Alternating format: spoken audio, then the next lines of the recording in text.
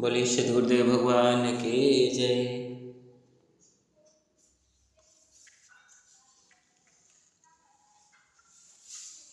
जाको प्रभु प्रियतम बने, प्रभु को प्रिय है सोय।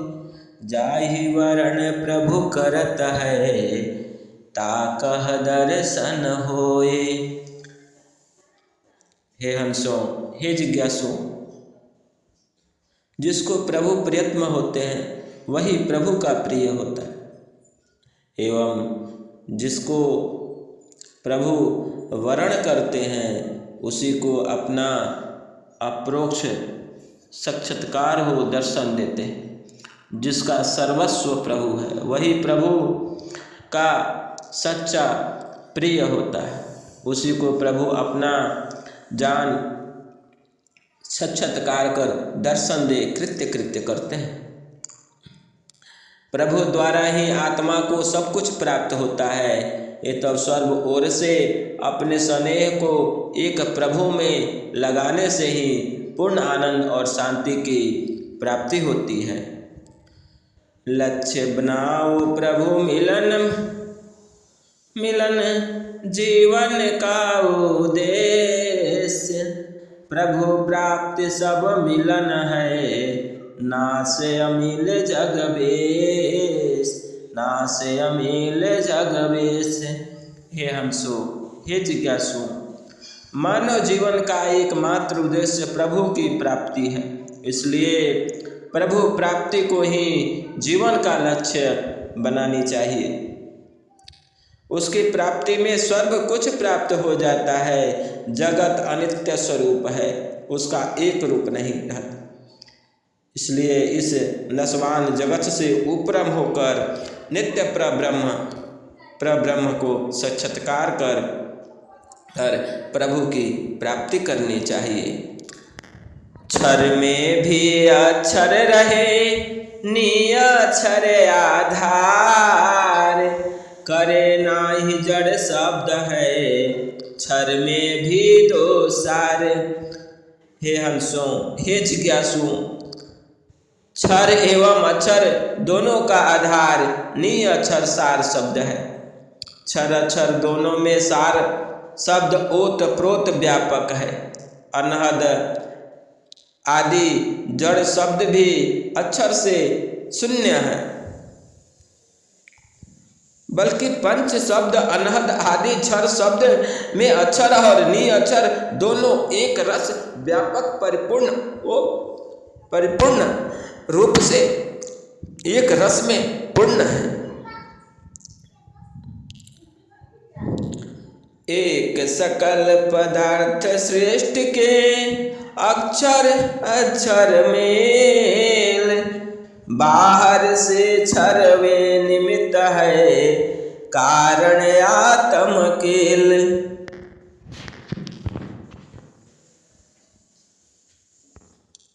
अक्षर निअक्षर सार शब्द के द्वारा समस्त सृष्टि सकल पदार्थ का निर्माण होता है और अक्षर द्वारा ही समस्त शब्दों का निरूपण और निर्माण होता है। सबका आधार स्कंभ निअक्षर सत्य पुरुष सार शब्द है। परम प्रभु सार शब्द रूप परम प्रभु है। ज्ञान राशि भंडार है, निअक्षर सब पार। ज्ञान यत अनंत असीम है, पूर्ण कलाय पार, पूर्ण कलाय पार। हे हंसों, हे जिज्ञासु, प्राकृतिक आत्मा से सूक्ष्म क्षर अक्षर पार निशब्द परम पुरुष समस्त ज्ञानों की राशि है, अर्थात ज्ञान का समुद्र है। अनंत प्रभु को अनंत ज्ञान है एवं वह असीम परिपूर्ण प्रब्रह्म अपनी पूर्ण कला से भी अनंत अपार है। वह अनंत कला, अनंत शक्ति तथा अनंत ऐश्वर्यों से सर्वत्र परिपूर्ण है। अनंत का अंत नहीं है एवं उस अनंत महाप्रभु की महिमा, क्रिया एवं बल भी अनंत है। जगदीश्वर परम प्रभु सब में व्यापक होकर शुद्ध 3 पाद अमृत से परिपूर्ण व्यापक है। ये तो उसकी सीमा नहीं कि वह कहाँ से कहाँ तक है, इसलिए उस प्रभु को अनंत कहा गया है। सूक्ष्म शरीर भाव में स्वप्न अवस्था जाए, कारण देह भाव में घोर सुषुप्ति नसाए, कारण देह भाव में घोर सुषुप्ति नसाए। हे हंसों, हे जिज्ञासुओं, सूक्ष्म शरीर के अभाव हो जाने पर स्वप्न अवस्था का भी अभाव हो जाता है, क्योंकि जब स्वप्न देखने वाला शांत हो जाता है और ब्रह्म प्राप्ति बंद हो जाती है, तब स्वप्न की स्थिति नहीं रह जाती। इस प्रकार योग अभ्यास में जड़ चेतन की ग्रंथि खुल जाती है, तब घोर सुषुप्ति का भी अभाव हो जाता है। आत्मा सुषुप्ति के अभाव में आत्मस्वरूप की प्राप्ति और परमानंद की उपलब्धि के लिए आगे बढ़ती है।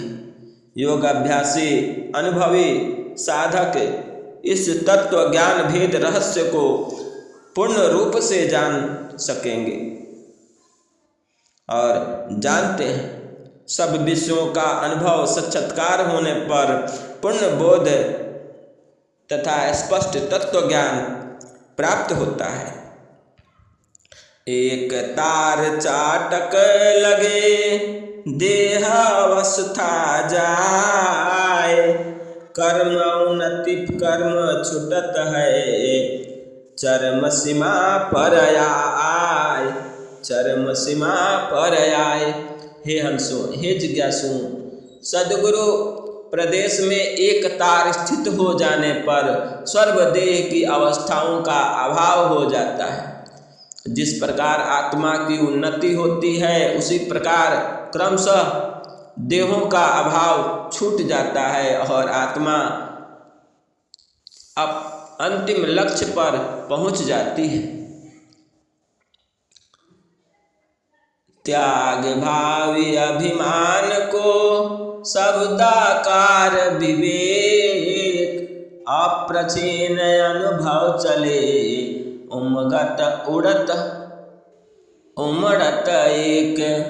हे हंसो, हे जिज्ञासु, ब्रह्म विद्या योगाभ्यास के द्वारा माइक संबंधों को त्याग कर एक शब्दाकार विवेक होने पर सर्वव्यापक सत्ता का परिपूर्ण अनुभव होने लगता है और आत्मा अपनी शक्ति का पूर्ण विकास करती हुई ध्येय के स्वरूप में तन्मय होकर लोह अग्निवत एक हो जाती है। समाधि में जीव ब्रह्मानंद को प्राप्त कर ब्रह्म स्वरूप हो जाता है। समाधि अवस्था में ध्याता ध्यान ध्येय और त्रिपुटी का अभाव हो जाता है। इसके कारण ब्राह्म जगत के अभाव हो जाने पर आत्मा और ब्रह्म की तन्मयता होने से इस पद में एक शब्द का प्रयोग किया गया। समाधि में जीव ब्रह्म को प्राप्त कर आनंद में निमग्न होने के कारण उसका स्वरूप शून्य सा हो जाता है। ज्ञान की निमग्नता इतनी हो जाती है कि परब्रह्म के आनंद में दूसरे पदार्थ का ज्ञान वहाँ नहीं रखता। इसी को आत्मा और ब्रह्म का एक तत्व कहते हैं। इसी भाव को लेकर इस को जानने की विवेक करनी चाहिए। शब्द धाम स्थिर रहे, देह सभी जड़ जाए, अशुद्ध कर्म गुण उदय में अवस्था सर्वय भाव। हे हंसों, हे जिज्ञासुओं, चेतन धाम अर्थात ब्रह्म विद्या की सर्वोच्च भूमि में आत्मा की चेतना स्थिर हो जाने पर प्राकृतिक सभी जड़ देहों का भाव छूट जाते हैं एवं आत्मा के चेतनत्व के शुद्ध स्वरूप के उदय हो जाने पर उसके स्वाभाविक गुण और कर्म प्रकट होने लगते हैं एवं प्राकृतिक सभी अवस्थाओं के धर्मों का अभाव हो जाता है। कर्म भ्रमण जग विघ्न है, अभ्यासी को जान।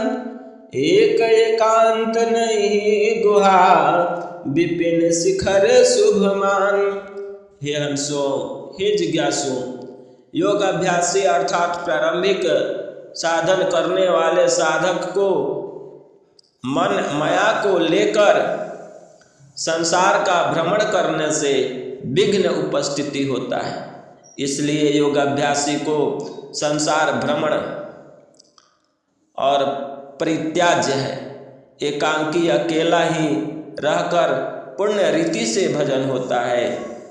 गुहा, वन और पर्वत पर निवास करने से ही एकांत का पूर्ण लाभ नहीं प्राप्त होता।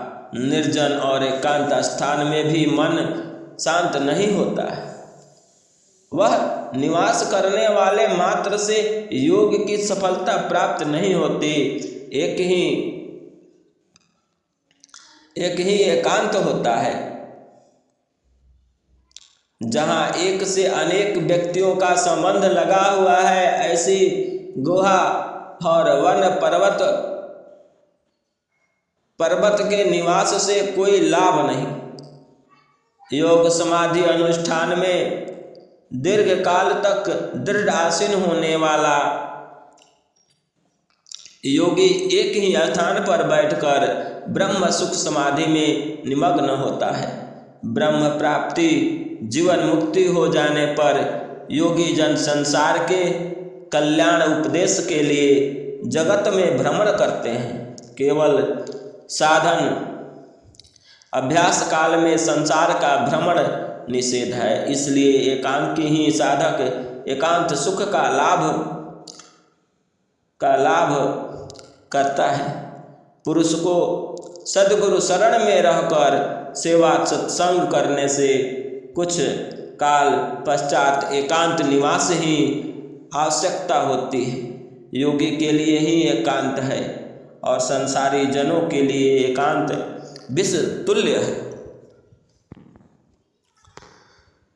उत्तम सहजावृत्ति है एकाकी एकांत। निष्प्रिय भजन विवेक में विविध ठाम रह शांत। हे हंसो, हे जिज्ञासु, संत योगाभ्यासी को भजन के लिए तितिक्षु बनकर सहजावृत्ति से अकेला निर्जन स्थान में रहना उत्तम है। वह विरक्त संत संसार की आस वासना से रहित होकर अकेला विविध स्थानों में रह अपने भजन विवेक में आनंदित हो शांत रहता है।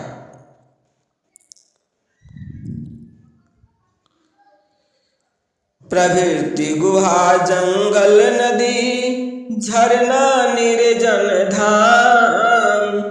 सेवक रहित एकांत में भजन बने निष्काम। हे हंसो, हे जिज्ञासुओं,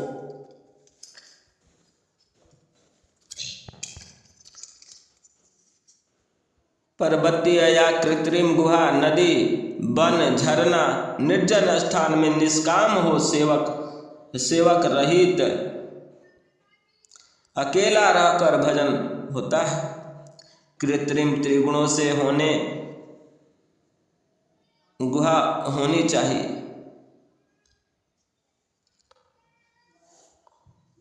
जमीन खोदकर न बनाई गई हो बल्कि पृथ्वी के ऊपर ऊंचे स्थान पर हो, जहाँ पर वायु दोनों ओर से गुहा में प्रवेश करती हो। जहाँ पर वायु नहीं है, पृथ्वी की गर्मी से और शरीर में मल दोष होने का कारण मस्तिष्क क्षय और अनेक प्रकार की व्याधियों के होने का भय बना रहता है। इसलिए गुहा में निवास करने वालों को भोजन, संयम, सदाचार और शरीर की शुद्धि पर विशेष ध्यान देने का दे निवास अतो आवश्यक है।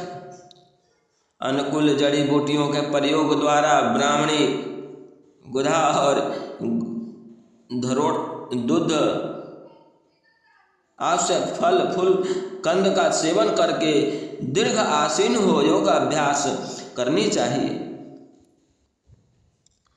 उत्तम एकांकी रहे मध्यम सेवक संग, कनिष्ठ अनेको साथ में अधम नगर बहुरंग।